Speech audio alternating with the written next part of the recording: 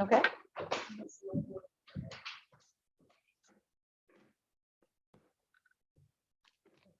Okay, thank you everybody for your patience as we work through that. Do I hear a motion to come out of closed session? Note that we will return to closed session at the end of this meeting to discuss the personnel matter of the superintendent's evaluation. The certification of closed meetings will be read following the final closed session. Make a motion, we come out of closed session. Thank you, Mr. Mead. Do I hear a second? Second. Thank you, Ms. Barber. And a vote, all in favor, say aye. Aye. Any opposed? None? Okay, we are out of closed session. Good evening, everybody, and welcome to our August work session, August 15th. We're less than 3 weeks out from the start of school, so you can feel the anxious awaiting of school opening in the air, as you can imagine, that great feeling in August. So our next item on the agenda, Dr. Nichols, I'll turn it over to you for superintendent's comments to the public. Thank you, Ms. Limper. We did have some citizen comments last meeting. I do want to touch on those briefly. I do know that Ross Miller on my team has actually met with a couple of citizens as well to kind of talk through some of those comments, but just briefly. And just know that our team is always happy to do that. Either myself or Ross Miller does well too, but anybody on our team is really happy to talk about our work and what we do. So we have given a couple of reports on curriculum, including graduation requirements and standards and how they're developed. Interesting, Ms. McBeath and I were talking, the history and social studies civics curriculum is getting ready to be under adoption again. So we received that from the state. So if there's input on civics or social studies, I'd really advocate that the state board hears that. Because that is really who determines what we teach when it comes to civics. So we take those standards and then we put those in action. So that is in real time. I don't know why they call them standards because they change every 7 years. It's hard to call it standard, but it is a standard and that's that piece. So we did have a question about opt-in versus opt-out connected to library and media, specifically at the middle school. We are continuing with our opt-out. As it mirrors other opt-out pieces that we have, including family life, media releases, and those pieces. And the middle school is already working with communication on that piece. Superintendent Balo's report, I was able to do a presentation on that June 20th. And as I mentioned at the last meeting in my comments, that we're going to be part of the data sharing pilot with the State Department. So we're very excited to be on that piece, which pushes more transparency with families. So it's really excited to be on the front end of that pilot project and really create what the rest of the state of Virginia is going to do with that. The question about safety in schools, we were able to do a presentation on that at the July 18th work session. You're actually going to hear a little bit more about that tonight in a capital transfer. A lot of safety and security work moving forward. So proficiency gaps in SOLs, we are sharing SOL accreditation data tonight, and we're doing that ahead of a state release of data. So you're going to see more of that in our presentations as well. That has been lacking in the past couple of years. Some of it is pandemic related, some of it is data quality issues at the State Department. The new administration has really put an emphasis on that. Although the soft release to divisions today did not go well for them, but that's okay. That's why it's a soft release and not a public release. So you'll see more of our data today. I do want to say, and Mr. Miller, Ross Miller will present on that data tonight. We're not taking the easy road on this and comparing it to last year. If you look at our results versus last year or year before last, we're up 27%, 33%, all these big gains. But what's important to us is where we were pre-pandemic.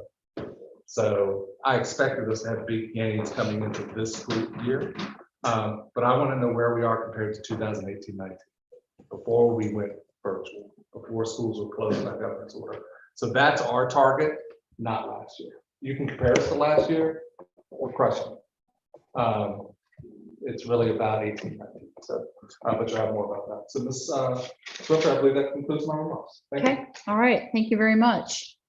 Moving along to new business, our first item is the vehicle remarketing request, which is under essential goal number 3. So Mr. Jonathan Hockman is going to be speaking to this item tonight. Thank you, Madam Chair, members of the board, Dr. Nichols. Tonight, I bring to you a vehicle remarketing request for 10 vehicles, 6 buses, and 4 cars. We would like to put them up for sale. These vehicles are no longer able to be used by our school division. They are out of their expectancy for life, or the repair to them are too extreme to really work on them at this point. I think I ask this every year. Who do they get sold to?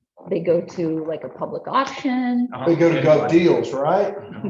Basically, anybody can show up and buy. We had somebody from California buy a bus. Yeah. One time, it just depends on that, but it's no longer. And we do this a couple times a year. This is one of the times that we do it as we're getting 6 new buses in. So it gives us that opportunity to upgrade the life of the fleet. How much do we typically get for a school bus? It would depend on the state and the miles. So, It's never another school division buying a bus. Yeah. They are held to the same standard that we are, at least in Virginia. and that's why we have a recycle plan where we're purchasing new buses each year to replace the ones that are the older with the most miles and not running well. Okay. Board members, any other questions or comments? This does come before you for a vote later.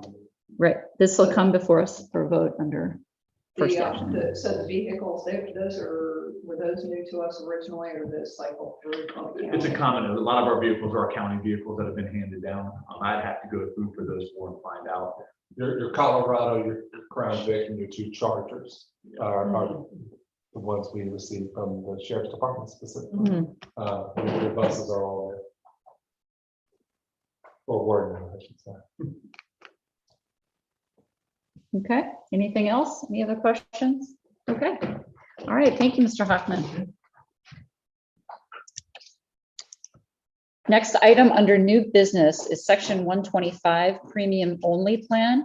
This is under essential goal number 3 as well, to hire and retain staff with competitive compensation and benefits. Miss Allison Anderson. Good evening, Board, Madam Chairman. This is nothing new, so that's a sigh of relief for you, I'm sure.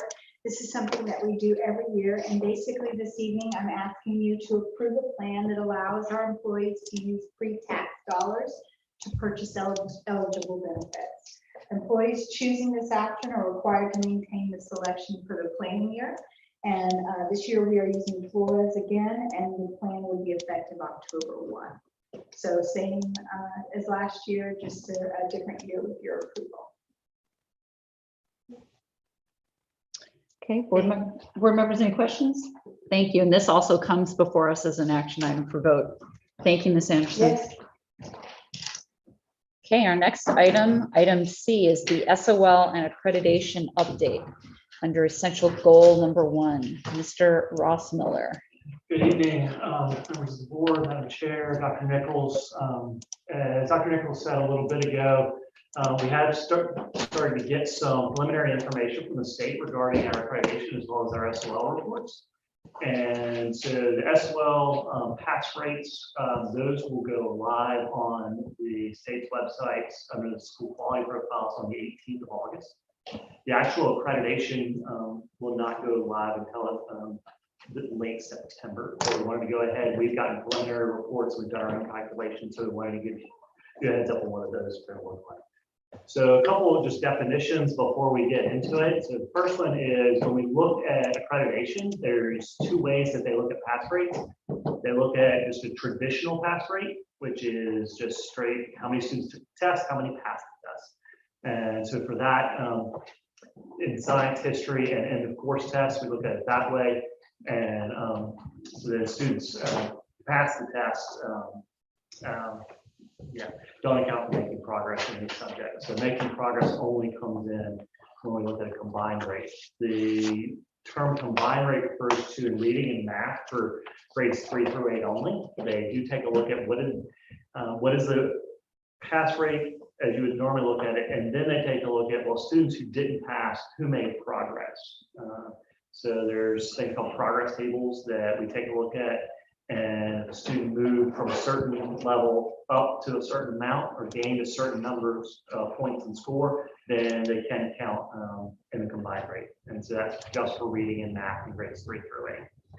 So along with SOL pass rates, we also do look at chronic absenteeism typically.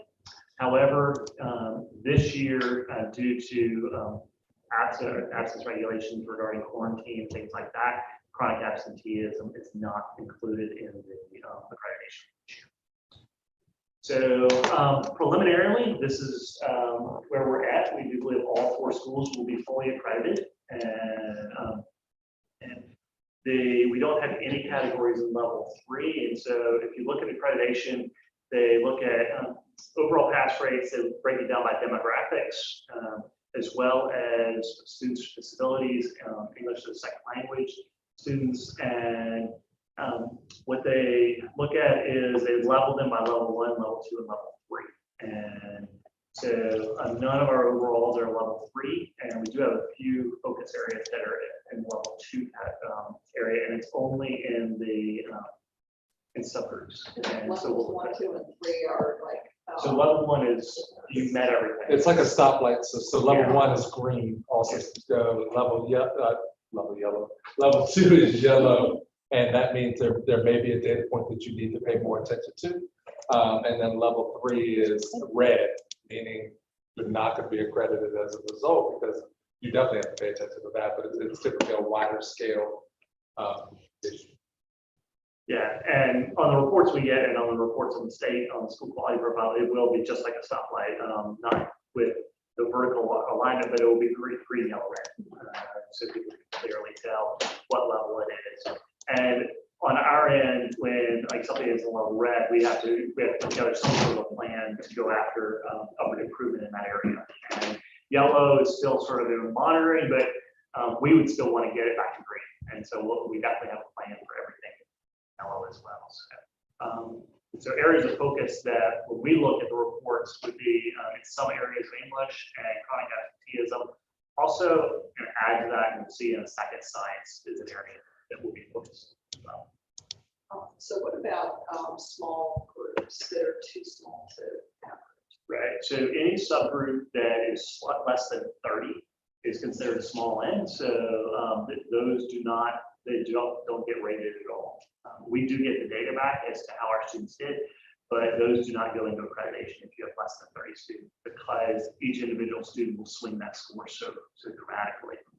But we're still able to identify their needs. Yeah, we still get that information, and we still make plans for those. And Ross, before you jump into this, I just want to reemphasize with all these scores, these are standards that are set by the state. The test is written by the state, and it is scored by the state. So we get all of this. None of this is done. The only thing done in house, the kids sit and take. So the rest of it is external for all schools. So we're going to just run through each of the schools and take a look at what some of these preliminary ratings are showing so far. So we're going to start with New Kent Elementary School. As you can see, in every area, they are at or above state standard. And so if you're just following down, just I'll explain this first one so as we jump through, it'll make a little more sense. So academic achievement in English, so that's just a straight combined score rate. Then achievement gap is taking a look at how do all of our demographics compare. Same thing with math. And then you have science is just a straight pass rate, which is pass versus fail. And then chronic absenteeism, again, would be typically you'd be looking at there are students who miss more than 10% of the school year. And it is how many of those students miss more than 10%, so 18.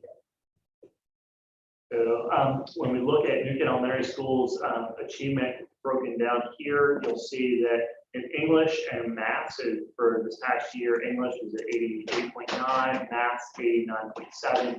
That's right. Science dipped, so 67 there. So, but because of the 3-year average, which the state does account for with accreditation, we would be in the green on that one.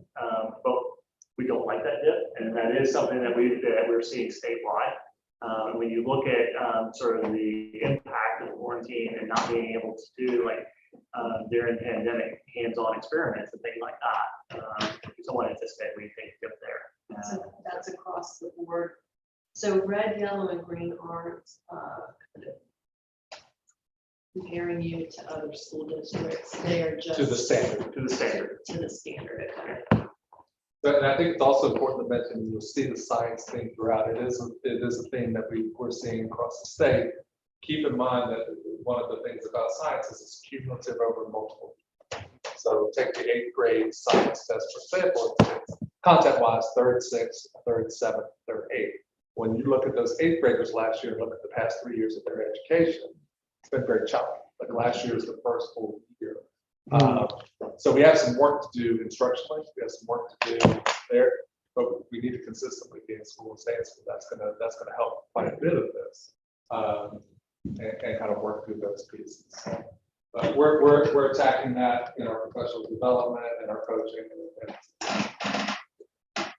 Ross, just for clarity, you don't have social studies up there. I know that's often asked as far as history. So in history, I don't pull it because it doesn't get calculated into accreditation.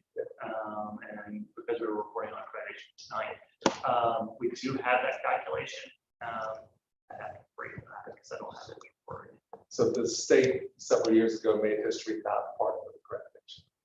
So it is typically the subject we do the best in, so it doesn't really. Yeah, and it's not an area that we typically would struggle in. And they were following sort of in concert with the federal model, and with the latest adjustments to the federal accountability, history was taken out of all calculations there. Does the data given drill down into the areas of remediation that's required? Yes, so we're able to drill our data down and we get data back as far as down to the SOL, individual strand, how students did. And both on an individual level as well as a group level. So then we can take that information back and take a look at, is there professional development needs, or the curriculum needs that we need to make adjustments to, or we take a look back at our instruction and see, hey, how did we instruct that specific standard and does that need to be? The bulk kids or majority of kids are struggling with states of matter. We're able to rebuild curriculum, rebuild development, or just Brian is struggling in this area, we can provide that specifically. So not just the instructional adjustment, the adjustment of individual students if they're struggling with the classes. And so the teacher can get all that information as they come back on all their incoming students.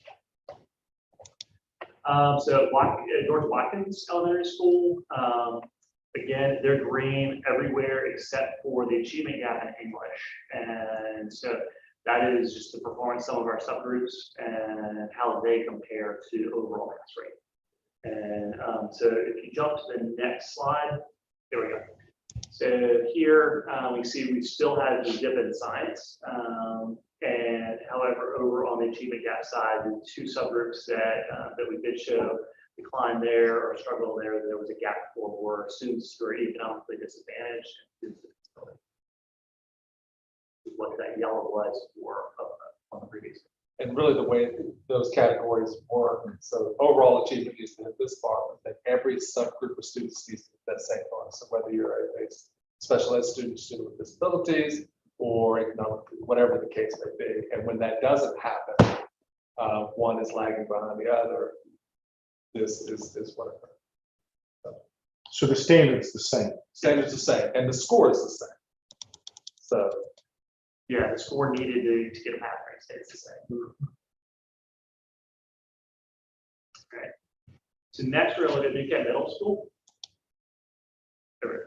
And so here, all green except for English, the achievement gap in English. The overall English was above standard, but the achievement gap there, we'll see some subgroups that we need to be focused on. And then chronic absenteeism did hit a yellow there, but again, it won't count towards our accreditation either way because of that could be caused for an. So if we take a look at the next screen and let me take a look at what the overall scores were. So again, the dip in science continues. And then for our level 2 categories there for our achievement gaps. So we're looking in English with Black students, Hispanic students, economic advantage. And then our students with disabilities do drop to a level 3 at the middle school level. So that's definitely an area that we would focus on. Can you, on the data, can you show us data from other school districts in our area on science in particular? Not here. Okay. Once we have it, once it's released from state, we can absolutely compile that for you. Okay. This is just our, me talking to superintendents, we're also talking to other instructional people. It's more anecdotal at this point, but what we'll do once that's released is we'll bring you another presentation that shows where we are compared to the state. So we can absolutely do that. Yeah. And we had already started making plans for science and guys and science materials for elementary, middle, and also reaching out to the state to ask the state science coordinator to talk through some of this, whether they see it at the state and then what are the ways that they're seeing it. So then at the high school, green everywhere. So everywhere is at or above the standard, even our subgroups. And the only place it's not is when you get out of chronic absenteeism. Again, that's a lot of that's due to quarantine. So back up once. Yeah, sorry, go back for a second. where was it? So the high school also has 2 additional indicators, or actually more than 2. But graduation and completion index and the dropout rate as well as another factor that's measured at high school. Yeah, and before you jump to the next slide, so dropout rate, we actually saw a decline in dropout rate. It is very good. The graduation completion index is not going to count towards accreditation yet. That's not until next year. And so that is an area that we're still continuing to work on. It's like CTE, AT, dual enrollment, and then the incorporation of work-based learning into the school. So one of the things that we're working on with Peggy Spiaker, College of Girl Life Readiness Coordinator, she's working on work-based learning and how we increase the number of work-based learning opportunities. No, I think it's an interesting metric when you look at that and you see chronic absenteeism, but you see everything is level 1. I mean, why I need to go to school so many days? Well, and now jump on. Right, like that's the high school argument always, right? If I score the same amount, why do I have to go to school all these days? The key is, So I don't know if this is where you're going with it, but I'll tell you, like, so chronic absenteeism looks at the entire student body. So you've got 1,100 kids. They Right, just teach not see. English, math, and science. Once a student passes one SOL, they don't take an SOL in that subject area ever again. Science is always based on biology. That's all it's based on is and our English biology. is 11th grade, so it's not so that's where I don't think you would see the same thing in elementary, Right. where every kid is a part of every, but yeah, Yeah. that's. It is why interesting do I to, have Yeah. So yeah, it's a little different once you get to high school. The rules in high school are we can only give you an SOL until you have met your graduation requirement and your federal participation requirement. So at every level, elementary, middle, and high, you must take a standardized assessment in every subject area. So that's your federal accountability requirement. In graduation, you have to pass one in every subject area, including writing. So you have to pass 5. But so in high school, there's a lot less testing that's required. Because it's total over the course of your whole high school career. No, it's because once you take World History 1, that's where most people knock out history, that as well. And then biology, that's the only one that counts. The federal government made the state say which science test is it going to be. And they said biology. And math is algebra 1 unless the student's already taken it in middle school, then it becomes geometry, it becomes algebra 2. The federal government did allow us that concession for acceleration. They did not allow us to do that for science. Science, it had to be one test. And just to confuse us even more, it's a brick and mortar rule. So even if I take algebra 1, which is a high school course in middle school, it does not count for the kid because they didn't take it in a physical high school. So it's not until you get to the physical high school where you take this. Absurd, yes, I know. So do you move all the students to the high school?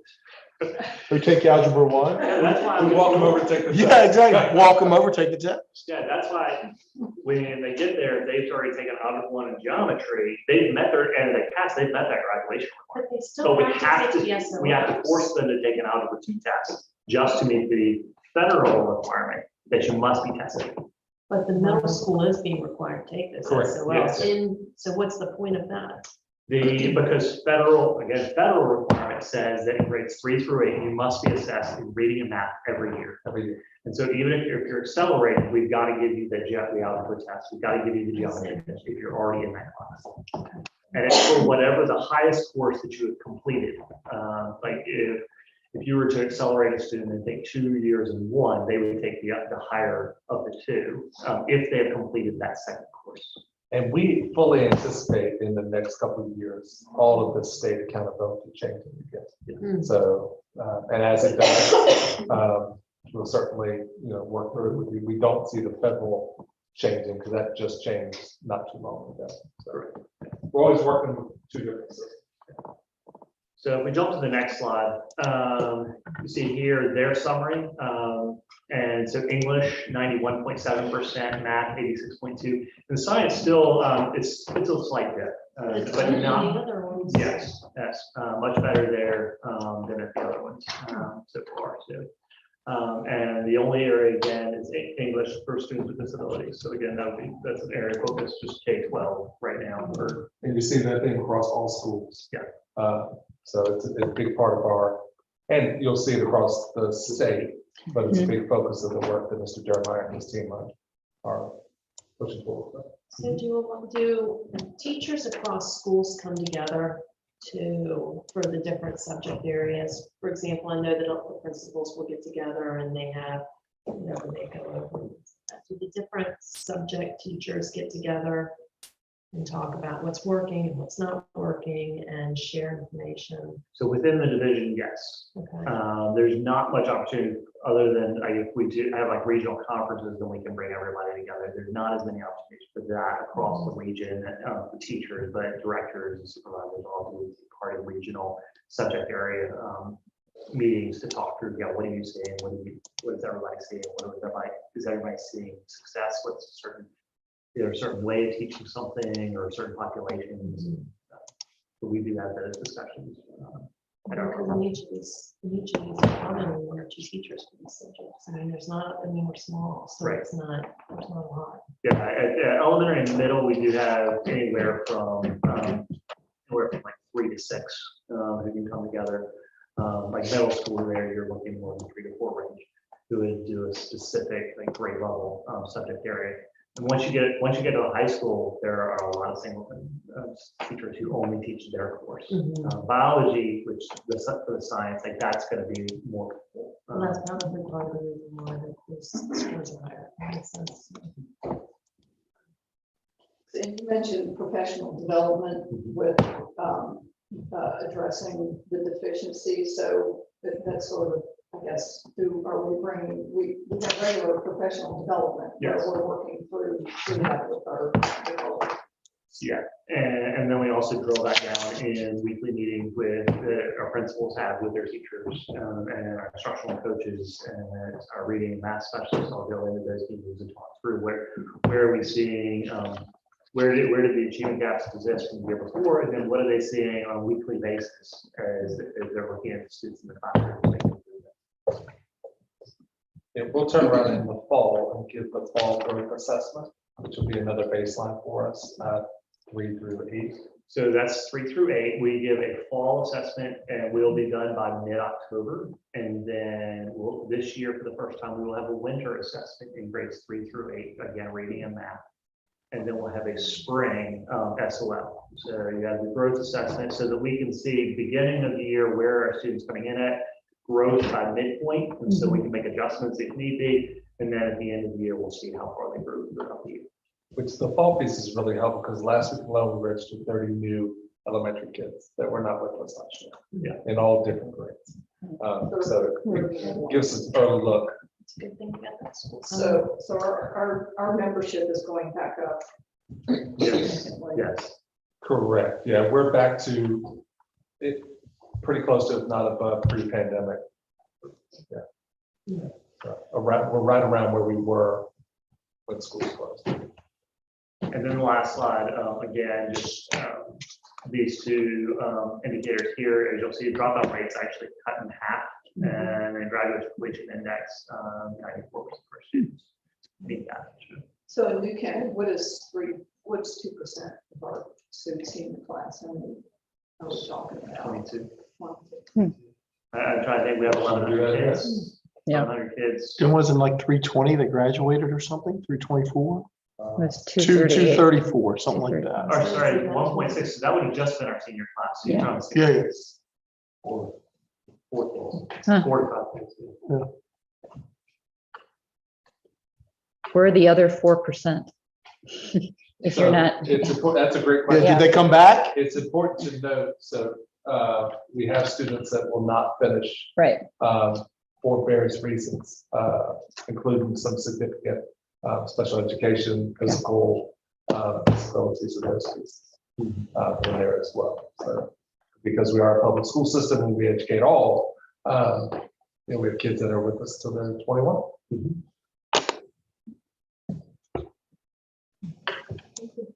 okay, thank you. Any other questions or comments? I mean, you're gonna come back and Yeah. provide some We'll updated. bring additional data reports to you so you get the state piece, but we Yeah. wanted you guys to have that. Thank you. We'll make sure that you get the history this morning as well. Yeah, I appreciate this presentation. It's the first one to, see Mhm. longitudinally, and I look forward to hearing more about this. Well, in 1819 is just an important comparison, especially for graduation and dropout, because the state made a lot of allowances during the pandemic for kids to get credit they could not otherwise get. So you get some false positives in that data if you compare it to 2020. Yes, I appreciate. Pre-pandemic. Mhm. Thank you, Mr. Miller. Thank you. All right, back to our agenda. The next item is our 2022-2023 fundraising projects by school, which is aligned with essential goal number 3. Ms. Haney Moorheim. Madam Chair, board members, Dr. Nichols. Periodically, our policy calls for sharing a list of fundraisers with you, so we thought it would be nice to bring it to a board meeting so everybody can see some of the work we're doing. Thanks to Johanna also for helping her collect this data, and it was nice that she added also some of the fundraisers, so kind of glad that you kind of see what folks are up to. Two things that I'd like to point out, I know the elementary schools are starting this clothing to cash cycling program, and I'm sure that they'll all be submitting information out to the parents about that, but really turning recycled clothes into cash. Great opportunity. And then Artsonia is one of my personal favorites as a parent. Ms. Tracy used to always get my orders. But it basically turns your child's artwork into anything. Oh, yeah. I would always buy magnets from a refrigerator. So that's just something also that I think some of them are fun for. So, wanted to give you those. Board members, any questions or comments, observations? For the fundraising projects, are these generated through the PTOs of every school, basically, or is that completely separate? No, and usually, so the PTO, they can do anything that they want to do, really. We don't Okay. really Just wanna monitor make sure. that, or, we recommend certain things that we're not able to do in the school division. We try to challenge the schools to maybe cycle some of that through the PTO. But all of the fundraisers that we do in-house are listed on here. as Okay. non-PTO. And then to follow very specific guidelines in order to be. Right, yeah, I guess that's what I was just trying to clarify. Yeah, This so- is separate So from we the do have a PTO. form, they make a request, so that we're aware of in our office of what the fundraisers are, but PTOs do not go through that process. But the PTO ones are listed on here too. Yeah, yeah, So that's you've what I Right. was got all making these sure, that are listed there. The school base. but there's not an overlap. It's interesting because I never knew which one. Yeah, usually. I know all of these, but it's like.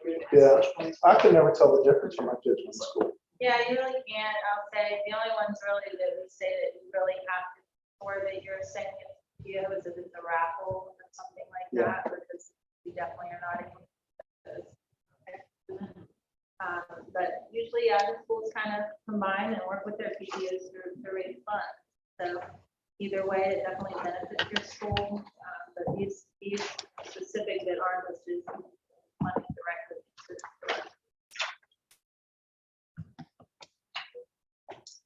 Okay, thank you very much. All right, our next and last item under new business is the Gifted Advisory Council recommendations and commendations, which is under essential goal number 1. Again, back to Mr. Ross Miller. Good evening. Again, it's good to come before y'all. The state regulations allow for the local school board to have an appointed gifted advisory council. It used to be required, now it's an option, but valuing parent input and community input into our programs, we definitely want to keep it. And so that committee meets about monthly or every other month to just discuss how are things going within our gifted programming. And one of the requirements the state does have is if you have a council, you must come before the board once a year to give suggest recommendations and comments. So these were some of the recommendations that came out of our last meeting in spring. And so one of the big things that the group was interested in is how are we incorporating research and writing into our gifted programming? And then what opportunities do students have to then present on that research? So they asked us about making sure that within that programming that we include more opportunities for research and presentations, which goes right in line with the sort of things we were working on anyway. Just pre-pandemic, we had started doing independent research projects, and so we've been incorporating those more now.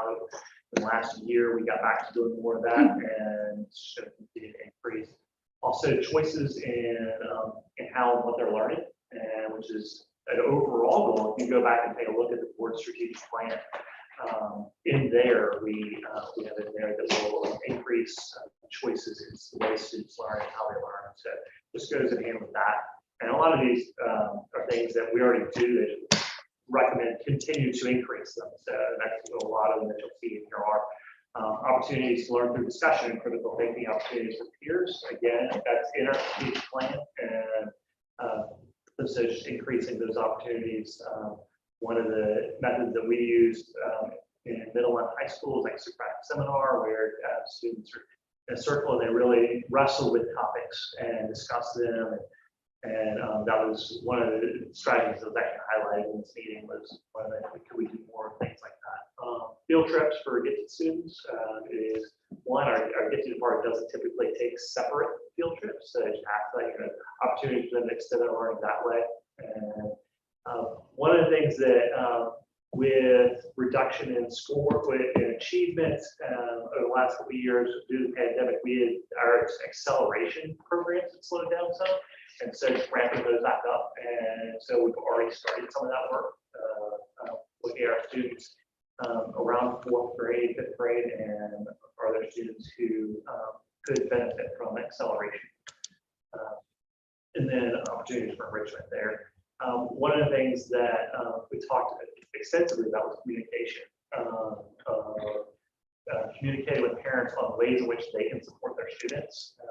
The gifted student population has some very unique needs that students do have some. A lot of times there's some social emotional struggles that come with it, as well as just some interaction with peers struggles that come with it. And so how can they work with their students there? What are opportunities for enrichment? That there are a lot in the area, but in the Richmond area as well as the Williamsburg area that our teachers and our students and parents take advantage of. And so just communication about that. We've had a newsletter in the past, and so we'll be revamping that and making sure that that's coming from the families on a more regular basis. And then one of the things that we had gotten away from because the enrollment and interest in it had waned, so we changed the way in which we look at gifted programming within our middle school.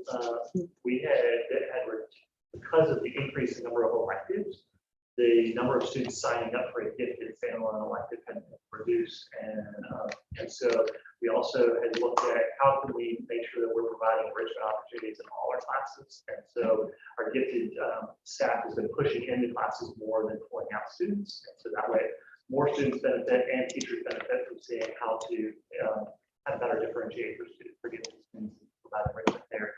And so one of the things we talked about was this, is there a possibility of bringing that back? So that's something that we're exploring in the middle school, whether or not that's something, direction we want to go in. And then also every year we come back with commendations. And so what are things that are going well? And the committee was very praising of the staff. The teachers do a wonderful job and work with all the students and incorporating new activities into the classroom, both in the gifted classroom as well as in just their trainer for subject areas. Going along with the research piece, we're already incorporating passion projects and independent research projects. So praising those, just wanting more and opportunities there. And that's for this group was specifically looking at the population, but we look at that for all students and how to and that. And then lastly, this year was the first year that we had used a universal screener at the second grade level as a cognitive test. You may remember a few years ago, we used to use the NWEA math assessment as a universal screener. And so that with going to 3 times testing in a year, we stopped or slowed down and using NWEA maps with the general population. But we put in place a second grade screener, which is typical across the state. That at second grade, a lot of divisions give a screener there. And we had identified as a council diversity within the population is not being as diverse as what we as our general population. And so we were looking at screeners that would that all students could be successful with. And so we used that for the Niagara area this year, second grade, and got a really good return on students to take a look at. And then so then we did identification here in the spring that hit at a certain level. So that really helped with our identification process. That was huge for your team to take that on as a universal screener, which they did as part of gifted program for years ago. And for the students identified. Yes. Gifted doesn't always present as gifted, so sometimes you miss kids Yeah. because they have other behaviors. Yeah. In the classroom, a lot of times if we rely just on a teacher, the parent, if students quiet, a lot of times they get overlooked, or if students Not it's quite. not quiet. And sometimes they act out more because they need more enrichment opportunities, more extension activities. And so the universal screener provides an opportunity and did identify some students that we didn't have on our radar yet. And so it did allow us to take a look at some students and we would normally possibly take a look at an early stage, second grade, we may have caught down a couple years down the road. Can you summarize for us what the numbers are that we're talking about? How many we have gifted and talented by, elementary, middle, even high school? Sure. Our identification really picks up around second grade. And so as the years go up, the number's going to increase a bit because we do identify a few more every year. But around fifth grade, within those 3 to 4 years, usually levels out. Mm-hmm. And so in third grade, you're looking at around 18 students division-wide. But by the time they get to fifth grade, we've added probably about, at this point, about another 10 to 12. And we, at most, the upper grade levels will have around 30 students. And so when you look at a grade level, and that's actually, I'll say we're a little bit lower than that now. Nationally, gifted identification is around 7 to 8%, and 7 to 9, and we're a little higher than that, or we had gotten a little bit higher than that. So trying to get back to around there. And if you look at our identification process, it would align with that pretty closely. Thank you. So this addresses students through middle school. So what happens once students go to high school? Great question. And so high school gifted program is interesting and statewide. And so a lot of it there is more on the guidance end of making sure students are pushing themselves and taking the highest rigor of coursework that they can, getting into those dual enrollment classes, AP classes, and making sure they're pushing them. And we do some, we have been doing some sort of enrichment opportunities where every now and then we pull the gifted population together. We brought in graduate students who had gone on to college and brought them back and did some presentations on what are they experiencing now they're in college, and what are some things that students could be doing to prepare for that. And but a lot of it centers around just guidance on making sure that they're taking care of possible. So do you think that if the program increases, then one of the potential opportunities would be that we could potentially place more students like at Chesapeake Governor's School, Maggie Walker Governor's School, if that's a route that they wanted to explore based on their experiences in elementary and middle school, and as they get into, high school? So we could do that either way, whether or not we had an increase in number of students who are identified as gifted, because that's not a requirement to Sure. apply it in the governor's schools. And we do have students who have not been identified as gifted to get into those programs. Yeah, those are great regional opportunities, along with, we have some of our gifted students attend Bridging Community, some attend Chesapeake Bay, some attend Maggie Walker, and then go to RVA. So we actually, if you look regionally, we're very well set up for our regional programs. A lot of divisions do not have the number of regional programs that we do. And so it would be nice over time to increase some of the numbers, but overall, the number of different opportunities, we're very well set up for that. And from a staffing perspective, explain how many teachers, gifted teachers we have. So we have 3. And so those teachers, they split duties between multiple buildings, especially this year with the addition of an elementary school. And so we have two gifted resource teachers who work at elementary. And so this year they'll be going between the 3 elementary schools, working with teachers and working with students as well. And then we have 1 teacher who will be at the middle school. And then they also are at IT, what we can do with that. I am happy to have been able to participate with the parent advisory council this past year, and got a good, very dedicated group of parents to assist. Yeah, we have a great group, and we're thankful for participation of the board as well. Board members, any other questions or comments? All right, thank you, Mr. Miller. Appreciate it. Appreciate the update. Okay, now we are moving on to old business. Our first item is budget amendment for fiscal year 22-23 under goal number 3. Ms. Moorheim. And I'm laughing because we could have put you and Ross presentations together, but we just wanted to bounce you back and forth. So Ding, ding, ding, Yes. yeah. that was my smile, was the logistics. Thank you, Dr. Nichols. Madam Chair, board members, we are bringing a budget amendment, additional appropriation of state revenue this evening for $211,000, $211,879. And it's not something that we had to wrestle too much with, because if you remember, one of the last things that we did during budget was to reduce $200,000. So we're basically putting back in some of the things that we reduced. So we're putting back in a mechanic position.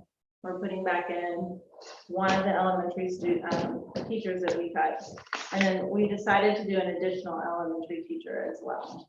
So the Navy Corps cadet was the other one. We don't really need that this year, Right. but We did get good news today that we have officially been approved for a Navy Corps Cadets program, which we thought we'd get that information in March, May, but it came through today. So we're positioned to launch that next school year, which is a whole nother career pathways, the onboard to ROTC. So and very so there may exciting. be other items during the year, maybe that will come back to you that appropriate for to get that Start across. Yeah. up and running. But so we just felt there was more of a need right now with the growth in the county and some of the numbers and some of the specific grade levels in some of our schools that we're seeing. We just thought one more additional elementary teacher would really help out. So that's what we're doing.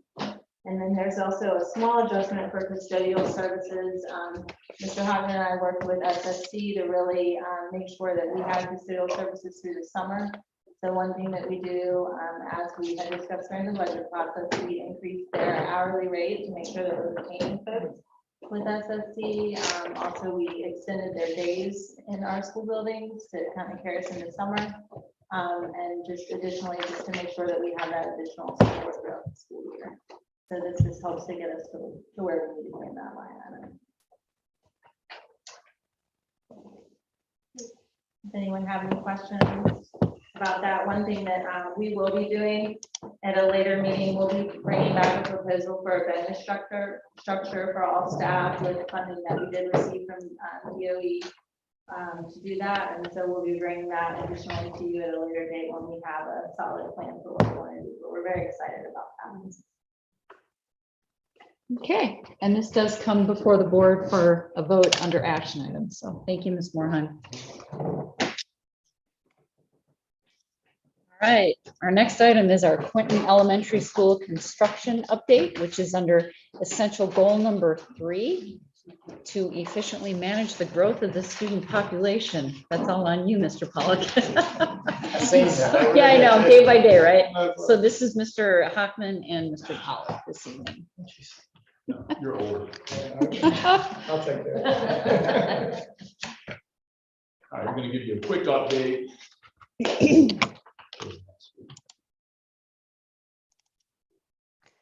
All right, some of the stuff is going well. The kitchen, all the equipment has been delivered. The inspection is complete. We are ready to roll in there. Classroom furniture, seeing that for complete. If you walk those 2 wings, it looks really good. We're in a good place with those. Those of you that have walked recently, that is orange and blue. I don't know the letters, I know the colors that I'm in there. I initially didn't know the letters, and everyone kept talking letters to me Yep. over there, so I had figured it out. It doesn't really make sense to where they're going, but that's fine. The gym floor, actually, I was over there this morning. The gym floor has been put in, the wood is down. More work to be done with that, obviously, with painting and sealing that. And they're also working on the stage floor as well. It looks very good. There was a lot of work done over the weekend, so it looks very nice. Landscaping has begun today, and actually looks like they had done some work prior to that. We anticipate some stuff being planted here in the near future. The main office, the TCO, we're having an inspection tomorrow morning. So for that temporary certificate of occupancy, that might take place tomorrow morning. We're anticipating that it will take place, which will allow our office staff to get in there, get acclimated, and get started working from that site. As you know, right now, they're kind of set up over at GW. And the remaining TCO, we're looking at August 22nd, maybe a day or 2 after that, depending on some stuff, which that will obviously allow our teachers to get into the building and do what they need to do. And as I told you before, that temporary CO would deal with staff only. So we're looking forward to that coming. So just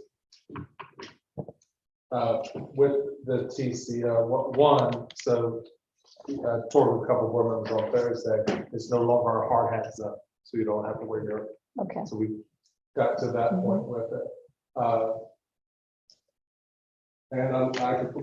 the question I get in the community all the time, and I got from bus drivers last week. So rumor is that it may not be done. Can you guys put that rumor to rest for us? We're open. And Tim has obviously led a lot of that work, and his initiative about 2 months ago, Factors in Getting It Moving, and he has done that. So the school will be open September 6th. We'll be ready prior to that for open house and all of those things. But without a question, there will be work that takes place when the school day is done and over weekends. Little things, nothing that's going to impact the kids or any safety issues, but some of the fine details. If you've been to that building, I know most of you have, it is very nice. There's a lot of intricacy in that building, and some of that stuff is what takes time. That building probably will end up being an award-winning building to design. So those things will be finalized a month or 2 after. It's not going to impact anything going on with our students or our teachers. Yep. So you raise a good point. So work would continue after school hours in the evening and on weekends, not during instructional time. That's right. That's right. Anything that needs to be done on the inside of that building would not have to be there students building. So it's similar to when you buy a house, you have like a full year with these punch lists and. Yeah, we have not even, punch list wise, we're still A section. We still got a lot more punch lists to do. As far as going through the whole school, if we're gonna start from one end to the other, like he said. The end towards the orange end, like you wanna call that in there, that is looking really well. We got furniture and all in there, so that's going great. Cafeteria is still loaded with furniture right now. I actually brought 6 pallets of books in there today for the Yeah. library. The guys, when I came before I got here, they're putting the flooring in the library right now. So they were trying to get that. They're not gonna finish it tonight. I was hoping to have it done by tomorrow, but they'll get back on it tomorrow as far as that goes. Going down through the different wings, like you said, the gym floor, that will make it. We will be right to the wire, all of us. Building it so we don't have a lot of time left. So when you get into section A, that area looks good. You still got some outside metal work at the entrances and all that will go on for a while, all the way up to September 6th. Grading, finished grading, and all will be done all the way up to that time. We've also got the areas in the cafeteria, everything will get moved out. Like you said, the inspections, I had inspected there, it's all been taken care of, all that's been done now. So we have that, that's a big plus. Tomorrow's big thing is getting the elevator, that's one of the big things right now, it's finished and turned over to get your temporary OC on it. D section is still the same problem child it's been for the whole entire job. D section, as of right now, we have about 20% of the caseload. So then that area there is only probably at about 65%. So the next couple of weeks, that's where when he meant about me pushing them out, I've been shoving them out of C wing, B wing, and A wing to get them finished on that, to get down to just to finish up each area. We have been moving people. My staff has been doing that. As they finish a section, we're moving the teachers into that area. That's really where we're at right now. The outside, all the lanes, all the turning lanes, everything's been done on Quaker, everything's been done on 249. The fencing for where the kids' playground areas, that's all been put in. The basin pond fencing has been done.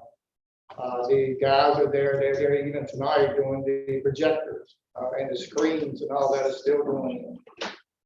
And they're still in section C and F, but they're moving along. There's a lot to that on the wiring side, and they're at the point now where they're starting to actually hang projectors, which is a good thing. All right. That's all. There we go. And the drone video I'd like to show you, the drone gentleman is on vacation. So, Who's the drone person? that's great. I hope he's having fun. Okay, so additional things. As you know, Quinton is going to be a beautiful building. And one thing we want to make sure is that that's not the only beautiful place that our kids are in school. We have some things going on, not all inclusive, but we are adding a brand new book room in all of our elementary schools. This is something that our administrators and teachers are very excited about, and we think it'll really benefit our students to start looking at reading and writing. So we've got some really nice material for students to look at. There's just for the public and for the board to do. The book room is different from a library in the fact that these are the books that we teach and read. So libraries, they go check it. These are books specifically aligned with the curriculum, our literacy plan, and so forth. And it's 30 bookcases worth of books. And they're in sets of 6, so the teacher, when they pull a small group, they're all looking at the same material. They're broken up by Lexile levels, so it's really good stuff. Everybody's excited about that. We're doing a new art room for Duquesne Elementary School, and our art teacher there is very excited about that. We have a beautiful art room at our new school. We think we need to have one of those at home, so we're working on that. Classroom furniture, obviously it's brand new equipment, and we're going to make sure we have very nice updated furniture at the other 2 elementary schools. We're working through that right now. Haney is leading that process and doing a great job of getting some really up-to-date new furniture. HVAC upgrades, Tim is kind of taking the lead on that. That seems like a never-ending project, but we want to make sure that we have kids in a really comfortable environment at all times. We are also adding extended learning areas at our other schools as well. That's something when you do walk our new building, there's multiple places for kids to go to do small group, to do pull out, and that should not be limited to just a new school. We're going to make sure we have that opportunity for all of our children in all of our elementary schools. And finally, you heard it, we're putting a kind of new video, projectors in our new schools. We have a standard look that we want our elementary schools to have, and that would actually, it's going to end up including our middle and high as well, but we're going to make sure that we're updating the technology in each of our classrooms, so that it doesn't matter what school that you go to, you're going to have access to the same technology. So what's the timeline on some of these things, like the furniture, when are people in the classrooms? Chairs. Well, I'm sorry. but- like I said, book rooms in elementary schools, all that's in order. We are running up against, no shock to anybody who's ordered anything, supply issues, supply chain delays. So the book rooms, I believe October, we should have those up and running. What about the furniture? The furniture piece is in process. We will not start day one with it. Will we have it ordered soon? Yeah. That? Oh, absolutely, absolutely. Yeah. That piece is Can I'm we, not saying easy, or I'm not letting Amy say easy.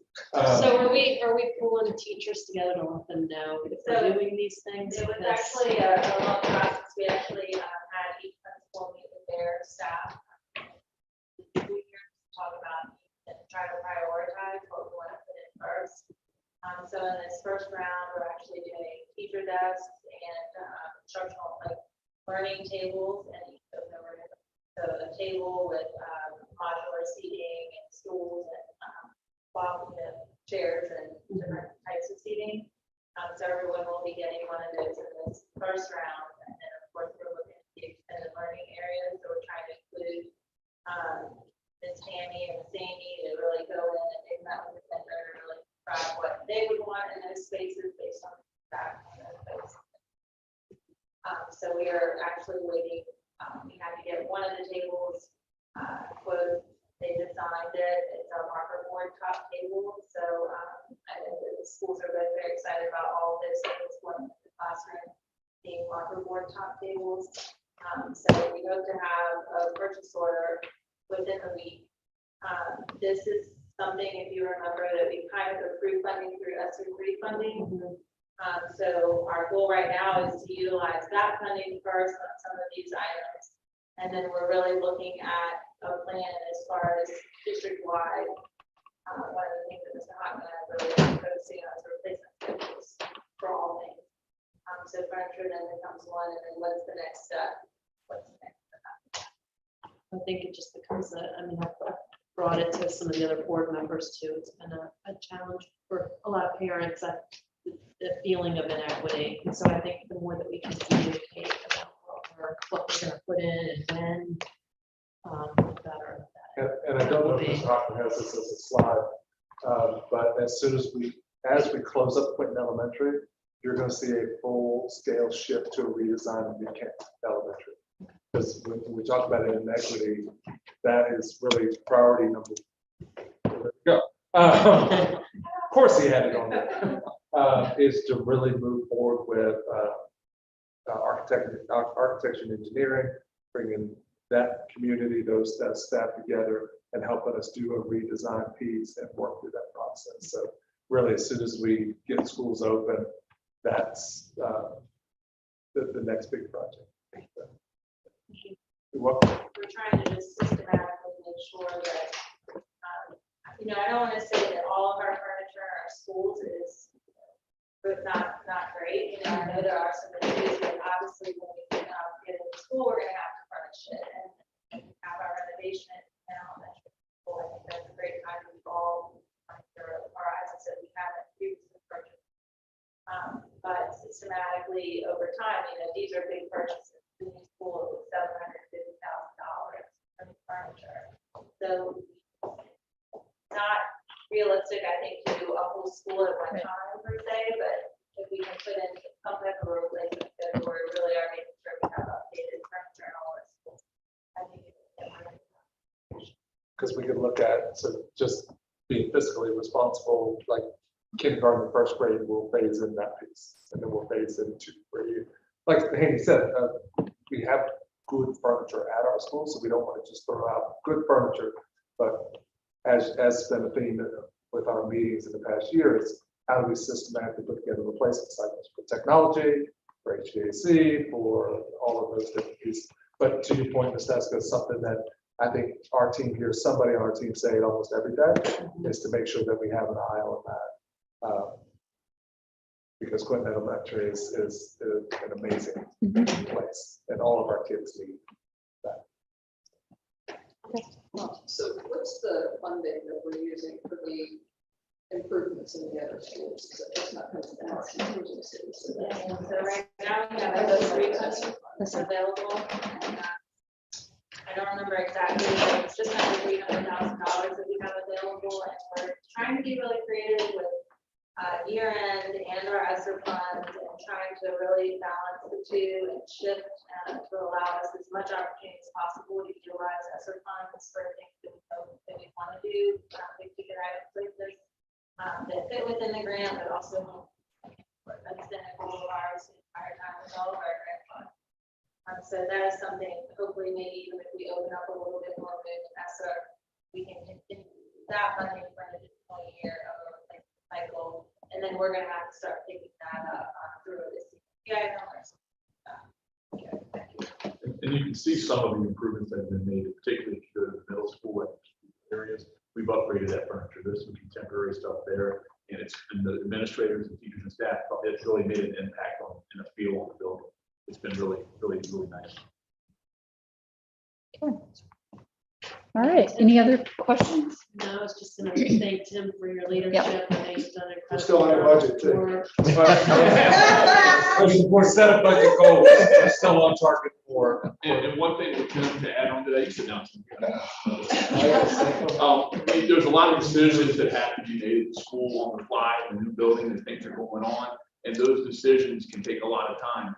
Tim has really made himself available to push projects and decisions forward, and he's working probably 20 hours a day because he's still doing all the other stuff he does, but he has made sure we're not waiting around to get stuff done at Clinton. We're very grateful for that. Right now. Opening a school division any year is a huge undertaking in his shop, all of our shops. But to open a new school and do that at the same time, He's just walking away now. that's a good time to walk off. Yeah, Well, I just remember when we were trying to hire a clerk of the works. Yep. And that didn't work out. And I'm actually glad that it didn't, but I am sorry that you've had to pull double duty and work 2 jobs. He gets to spend so much time with us. But thank you. We also have done some grants for security wise. We've done the cameras are fixing to finish up at the high school. We've added some at the elementary school on the outside. So we've got, like you said, a whole lot of other stuff going on outside of just that. Projects. That It's an incredible amount of work. Yes, thank you. Thank you both. Appreciate it. You're still up here. Sorry. Yeah. Our last item under old business, CIP transfer request under essential goal number 3, Mr. Hoffman. And I'm gonna Brian's gonna lead us off. Okay. Yep, I'm gonna take the first All right, one. Scroll to it. So we have 2 CIP transfers for you. Both of them fall under security. I will talk about the first one. So the first one is for $17,196. That's right now. And that's to purchase in partnership with the Kent Fire and Rescue Stop the Bleed kits. It's a horrific name, and you hope you never have to use these kits. But this is every classroom, every office, every clinic would have one of these kits, and I actually have one in my office. But in the event of a catastrophe, some sort of bad thing happening in our schools, and we need to do emergency medical treatment while we're waiting, every classroom will have a Stop the Bleed kit.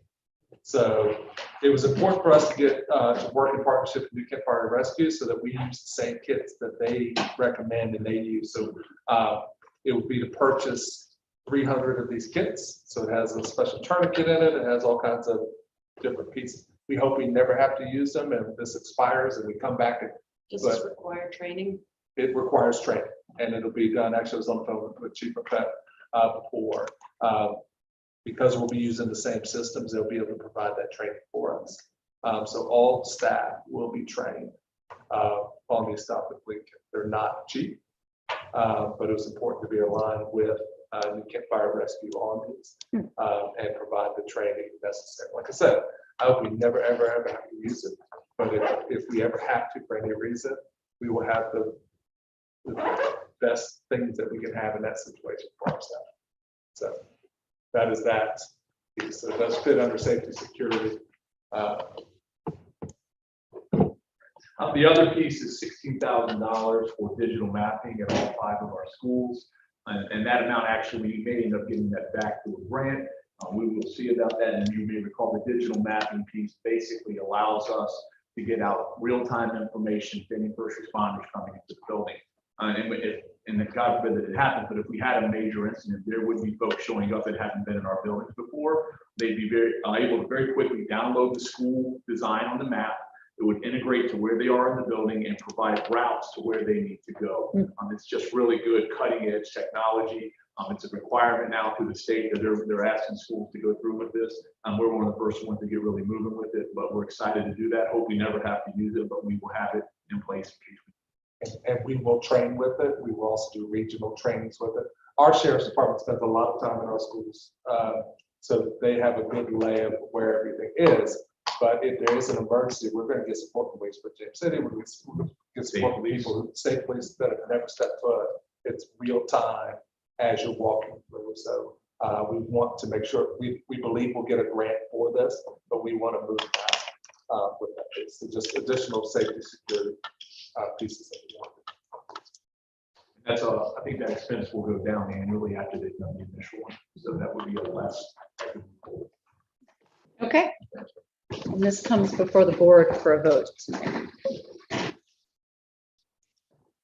Okay, speaking of voting, we are now moving into the action item section of our agenda for this evening. The first action item is to consider the approval of the vehicle remarketing request. Board members, do I hear a motion to approve the vehicle remarketing request as presented? I'll make a motion that we approve the vehicle remarketing request as presented. Thank you, Ms. Daskell. Do I hear a second? Second. Thank you, Ms. Barber. Board members, any discussion on this item? Hearing none, we'll move towards the vote. All in favor say aye. Aye. All opposed? None. The motion carries. Second action item is to consider the approval of the Section 125 plan. Board members, do I hear a motion to approve the Section 125 plan as presented?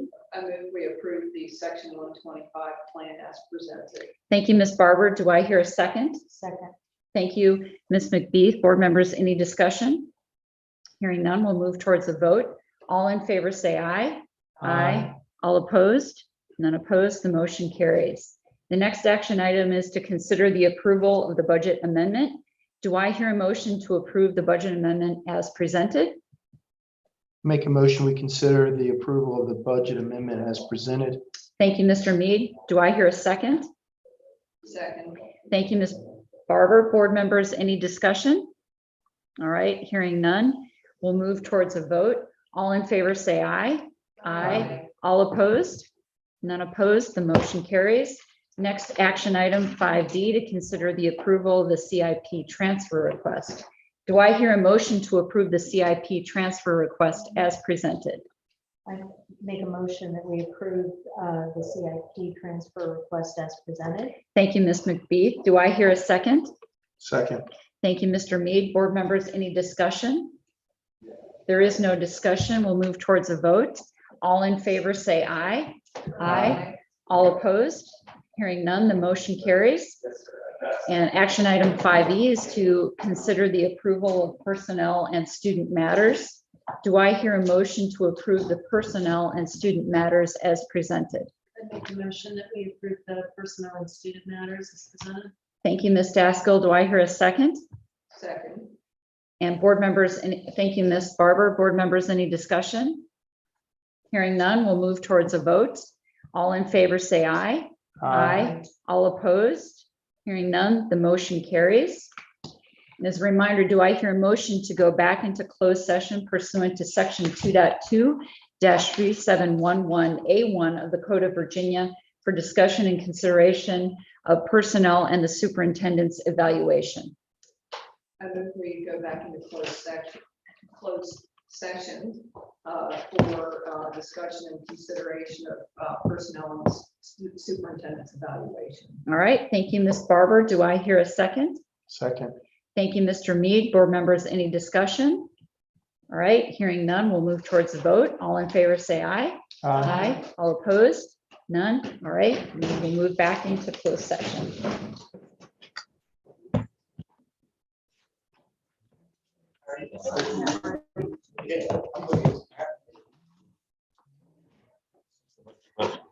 Sure, absolutely. If anybody needs a break, yep, 5-minute break, 5-minute bio break. Oh.